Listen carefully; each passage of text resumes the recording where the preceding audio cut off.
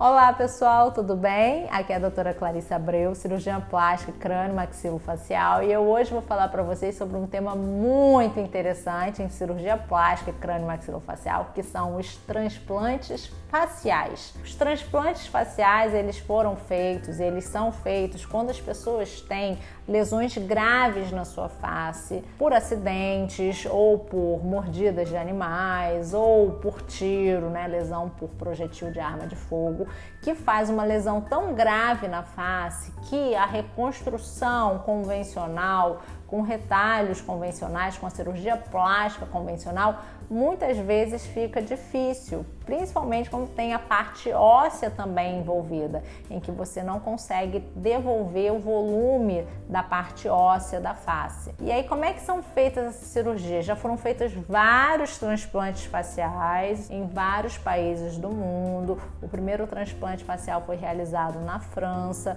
em que a paciente tinha uma lesão por uma mordida do cachorro dela, em que ela estava desmaiada, e aí ela perdeu toda essa região central da face, e aí foi realizado o transplante dessa região, incluindo a parte labial e toda a parte facial. Outros transplantes mais complexos já foram feitos, fazendo transplante até de couro cabeludo, orelha, nariz, boca, dente, língua.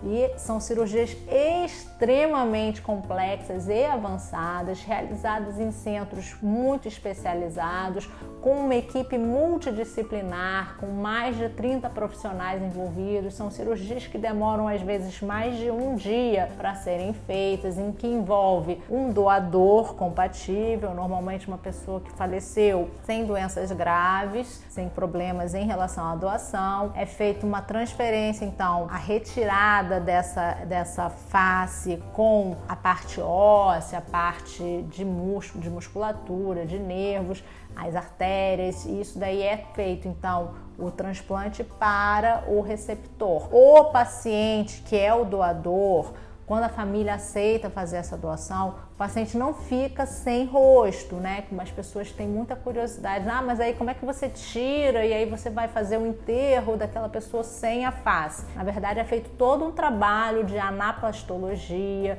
em que é feito um molde da face da pessoa antes dela ser removida, e aí eles devolvem essa máscara e bota de volta a aparência que a pessoa tinha para que ela possa ser enterrada com dignidade da sua face. Mas voltando ao transplante, o paciente que vai receber esse transplante, ele também passa por uma série de exames, uma série de avaliações psicológicas em relação à recepção desse novo rosto, dessa nova face. A cirurgia é uma cirurgia longa, demorada, com vários riscos envolvendo essa cirurgia. Os resultados, em geral, são resultados fantásticos, incríveis. Eles são divulgados na mídia, e uma coisa que não é tão divulgada na mídia, mas é muito debatida nos congressos, inclusive a gente teve um congresso recentemente aqui no Rio de Janeiro, em que a gente debateu com o cirurgião que faz cirurgias convencionais, as vantagens e desvantagens de se fazer o transplante facial. E qual é uma desvantagem muito grande de se fazer um transplante facial? A desvantagem principal é relacionada ao uso e à necessidade do uso dos imunossupressores. Da mesma forma, quando a gente transplanta um rim ou um coração, esse paciente que vai receber a face, ele também pode sofrer uma rejeição a esse tecido que está sendo transplantado. Então ele tem que ser submetido a uma imunossupressão crônica com medicamentos fortes para baixar o seu sistema imunológico, para que ele não reconheça o tecido transplantado como um tecido exógeno, um tecido de fora, e não passa a rejeição desse tecido. Isso é bem complicado, porque são medicações muito fortes. Essa imunossupressão a longo prazo, ela pode causar doenças como tumores, problemas relacionados à imunossupressão, infecções graves, internações recorrentes. Isso não impede que o paciente não vá sofrer essa rejeição. Na verdade, a grande maioria dos pacientes transplantados, eles vão evoluir para uma rejeição crônica ao longo do tempo. A gente estima normalmente uma sobrevida de 10 anos, então você também vai estar comprometendo um pouco a sobrevida desse paciente. É uma cirurgia em caráter experimental, não é uma cirurgia que é realizada em qualquer hospital, por qualquer equipe, sem autorização de conselhos de ética. E então é uma cirurgia bem complicada de ser feita e de ser mantida a longo prazo, porque essas medicações imunossupressoras, elas são medicações extremamente caras.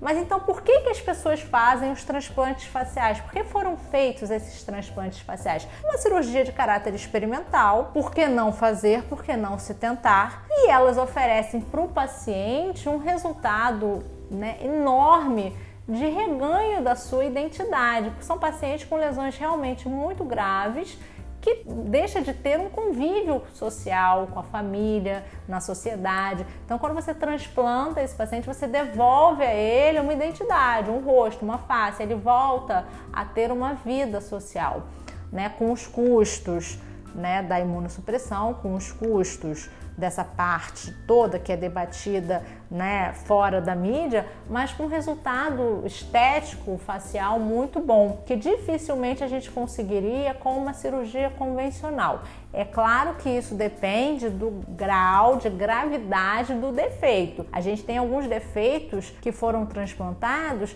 e que são tecnicamente questionáveis. A gente questiona por que foi feito um transplante naquele caso, porque a gente poderia usar a cirurgia convencional para melhorar aquele caso e ter um resultado razoável.